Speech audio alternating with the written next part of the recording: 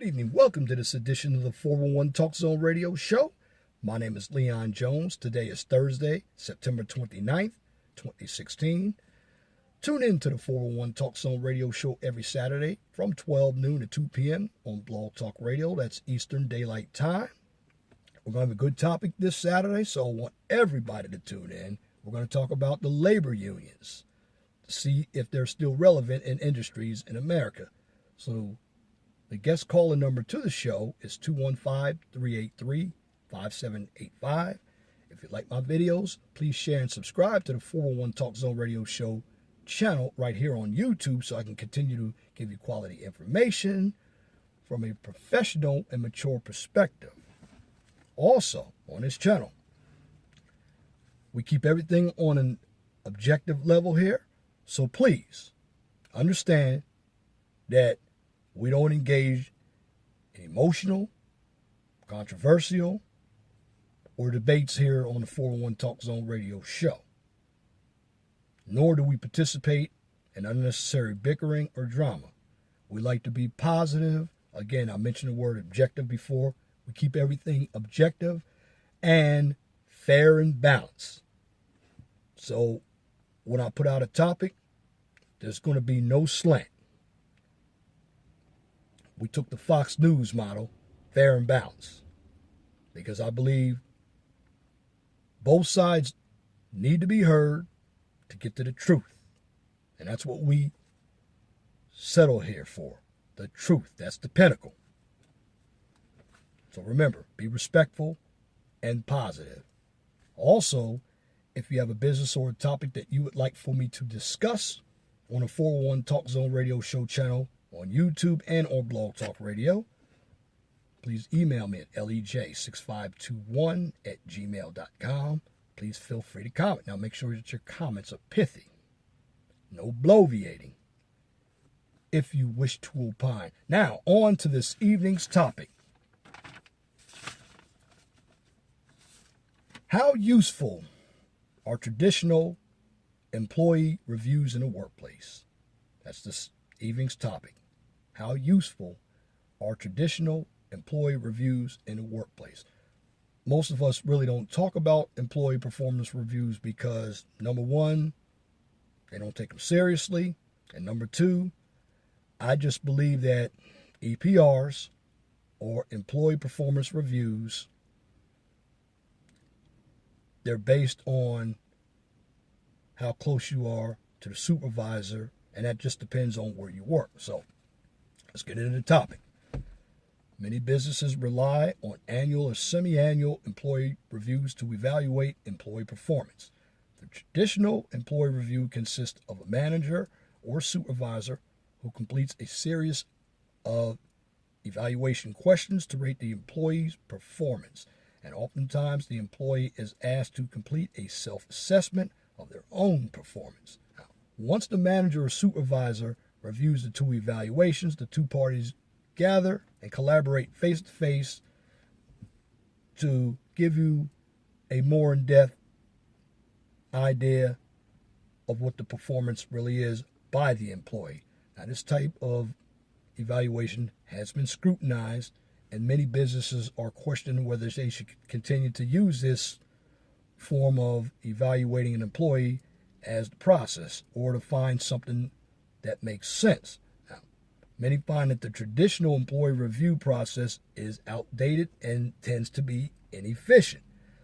And with most businesses, there comes a time when changes need to be made.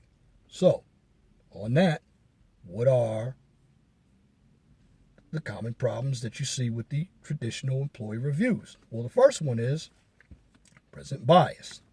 Employee reviews are generally conducted over a 1-week period. Now, at this time, a manager and supervisor provides subjective opinions about employees. Now, these opinions are going to be based on the most recent projects or tasks that the employee has worked on or completed over the last few weeks or recent months. Now, the remaining 9 months to a year of potentially hard work is going to be ignored. It's not a semi-annual or annual review if only a few weeks of work are taken into consideration. Point number 2, non-present bias. In contrast, if a project or task that an employee completed months ago is at the top of a manager or supervisor's mind, and the employee's current performance is often ignored.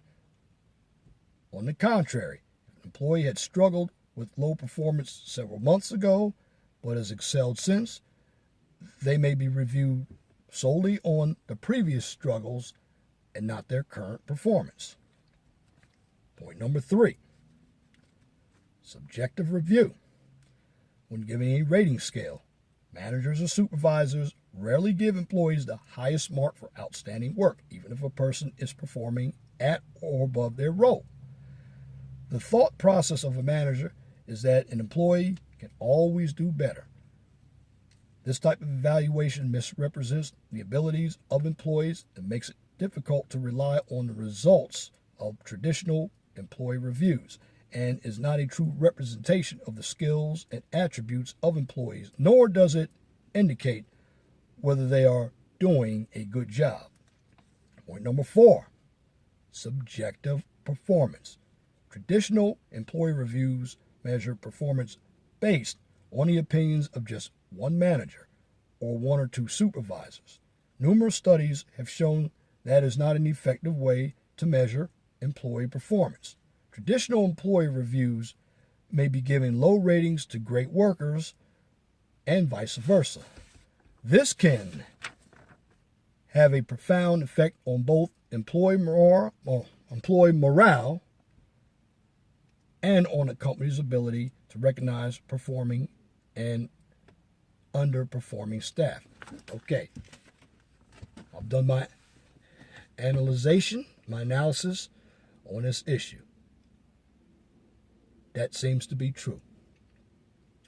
There have been many individuals who were slackers but got high marks, and hard workers who got mediocre marks, even after being on a job for 10 years or more. And yes, what that does, it decreases morale and the level of work that's being completed by the workforce. Now, you have a number of managers who are in power today who forget where they came from. Sure, is there improvements that need to be made? Yes, there are. However, here's what you can do. Instead of having semi-annual reviews or annual reviews, you can utilize the annual review as the final employee performance of the year. Why not quarterly? Why not set work objectives? Have weekly or even bi-weekly conferences with your employee to make sure that they are fulfilling the work objectives. And at the end of that time, you will get an idea of how your employee is performing. Also, it gives the employee a chance to have feedback as well. Because I believe in any type of evaluation, the employee should actually list what he or she has done, and the supervisor should do the same thing. This is why you collaborate, because sometimes supervisors overlook the employee's work. Sometimes the employee overlooks what the supervisor is expecting of him or her. Now, that being said, having a set of work objectives on the task, that's telling me as a supervisor that the employee is meeting the requirements of the job. Now also, another point to be made. Let's take a look at the job description, because sometimes these job descriptions have a lot of tasks. Now, this is going to be another subject, job descriptions, because with today's downsizing of the workforce, employees are really asked to do more. And here's what they do when they create the job descriptions. they sneak in there other duties as assigned to your regular duties. That way, you don't have to hear an employee say, well, that's not my job. Well, let me sum it up. You have clear-cut job descriptions, work objectives,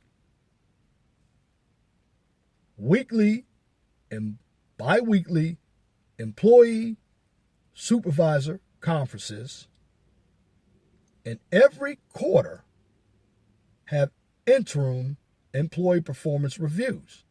That way, you actually have a paper trail on the employee. You can see where the employee is proficient, and you can see where the employee is deficient. Also, you don't have to go back when it comes time to write the review a year later when you already know in the first part of the year where the employee performed or underperformed. See, the problem is with a lot of supervisors, they get backed up with a lot of work. And they're doing the employee performance evaluations late.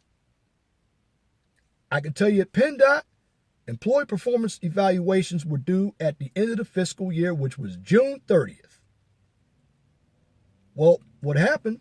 The supervisor got the employee performance review, and then a month later, he turned it in, but he hurriedly gave the employee an evaluation.